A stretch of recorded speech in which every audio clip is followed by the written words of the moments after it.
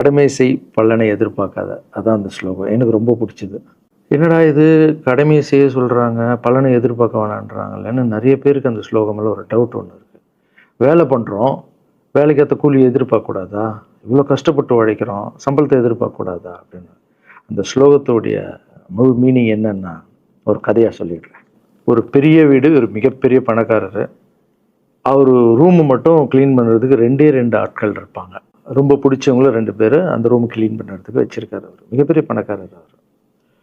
இப்போ 2 பேரும் வந்து ரூம் துடைக்கிறவங்க. ஓகே. அவரு காலையில ரெடி ஆயி அந்த ரூம்லேருந்து வெளிய வரும்போது,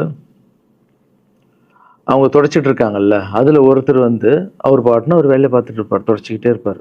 இன்னொருத்தர் இருக்காருல்ல, அவர் போய், "சார், உங்க ட்ரெஸ்ஸு சூப்பரா இருக்கு சார். சார் நீங்க போட்டுருக்கிற கண்ணாடி நல்லா இருக்கு சார். சென்ட் சூப்பரா இருக்கு சார். நல்லா இருக்கு சார். சூப்பரா இருக்கீங்க சார். எனக்கு பேக் குடுங்க சார்." அப்படின்னு வாங்கிட்டு போவாரு. இன்னொரு ஆளு வணக்கம் சார் சொல்லிட்டு வேலைய மட்டும் பார்த்துட்டு இருப்பாராம். இப்படியே தினமும் நடக்கும். அப்புறம் அந்த ஓனர் வந்து இந்த ஊர விட்டு வெளியூருக்கு போறாரு. போம்போது 2 வேலைக்காரங்களும் கூப்பிட்டாரு. கூப்பிட்டு ஒருத்தருக்கு வந்து 1 மாசம் சம்பளம் எக்ஸ்ட்ரா.